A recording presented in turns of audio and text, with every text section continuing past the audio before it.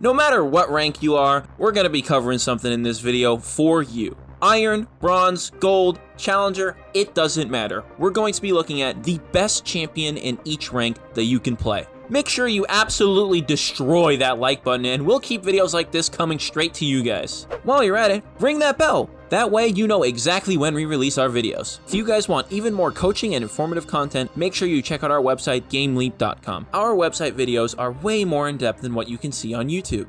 I will be making guides that are only posted there, and everything that we have on our website is made by challenger level players. Make sure you go check it out in the description below. So, let's start from the bottom and work our way up.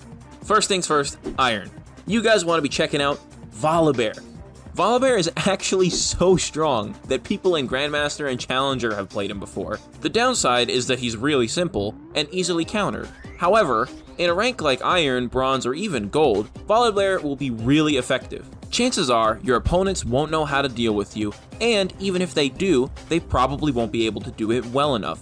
You're going to be able to just steamroll your opponents and completely take over the game. Volibear has a really strong 1v1 thanks to his W ramping attack speed and execute damage, his great ultimate damage, and the regeneration from his passive. Not to mention, he also has 2 different forms of CC.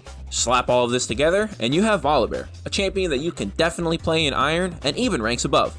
Just make sure you keep an eye out for what champions the enemy team has that have slows. Slows are really powerful against Volibear, and a champion like Ashe can be very difficult for him to deal with. Obviously, you have Flash, and even items like Righteous Glory to help you get in and get on those champions that have slows. But these have cooldowns, and sometimes it's just not enough. Climbing one step up the ladder, we're heading into Bronze. And for this, we're looking at AP Malphite.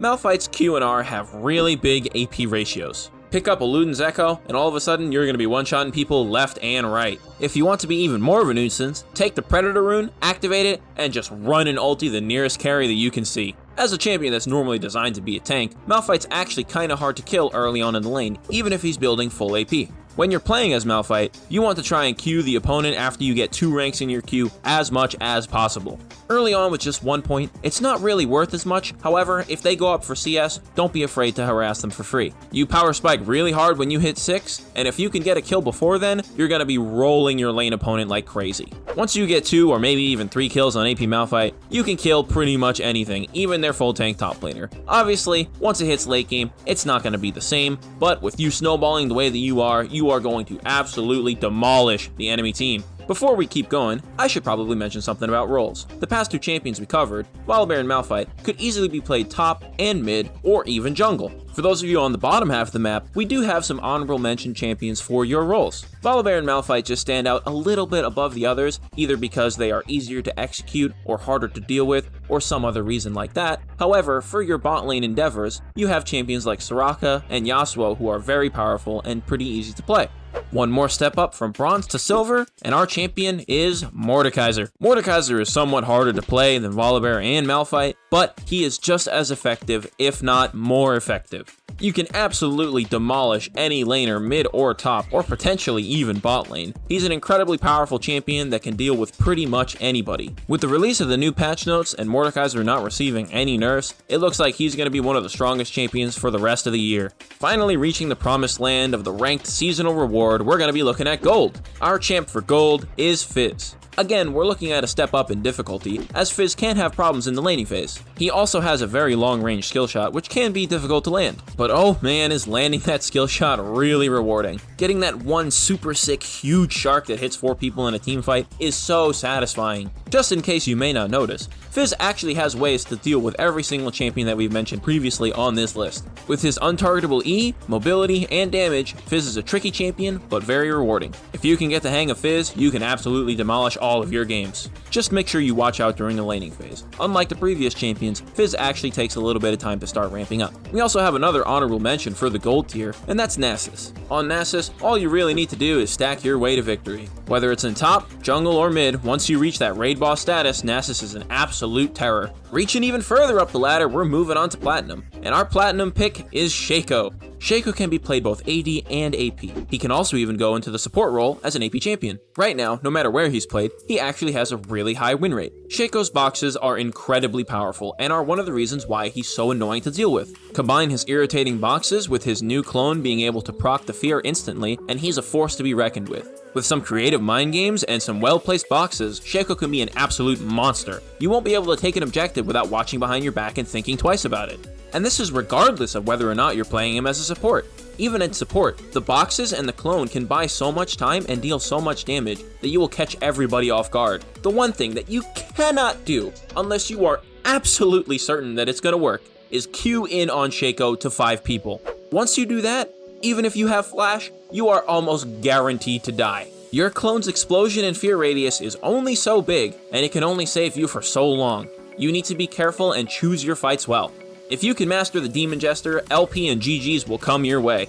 Nearing the end of our journey, we're going to be taking a step into the Diamond Mines. From the bottom of Diamond to the top, skill can vary greatly. However, there is one thing that is consistent across all of Diamond. Kassadin is super strong. I cannot stress this enough.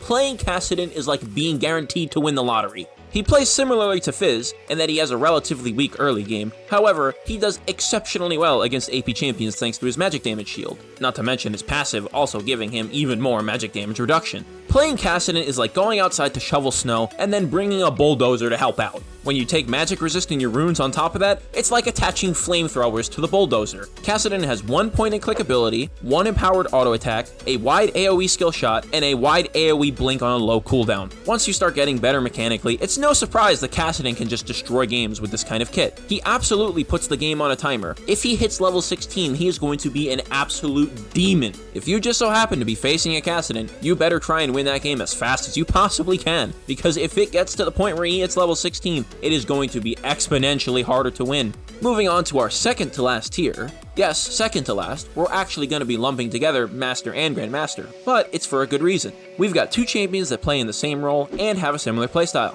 We're looking at Heimer and Veigar. If you happen to see either of these champions as your opposing bot lane, just be prepared to not have a lot of fun. These 2 mage bot laners absolutely dominate almost any kind of traditional AD carry and support combo. Their early and mid game pressure is incredibly hard to overcome, and the ability that they have to one-shot people is almost unparalleled for a bot lane. They are so strong that they are almost to the point where you actually need outside help either from jungle or mid to win the matchup in some cases. It is really easy for them to zone people off of the wave, denying experience and gold. They are also really effective at holding freezes. And let's not forget that ganking them is incredibly difficult. Veigar's Cage and Heimerdinger's Grenade ulti almost make it impossible for them to die to ganks. Oh yeah, and while it's almost impossible for them to die, your risk of dying is incredibly high if you're trying to gank or fight them. Really, at this level of play, you're kind of just relying on them making some sort of mistake or overextending to the point where your jungler or mid lane can get a good roam in, or perhaps you land a cheeky hook on somebody like Blitzcrank or Pyke that ends up killing them. Bringing another mage into the bot lane is also a pretty effective counter. Swain is one of the champions that actually does alright into them. Now that we've talked about the plague that is mage bot laners, we're going to be moving on to Challenger, and our last champion is Echo.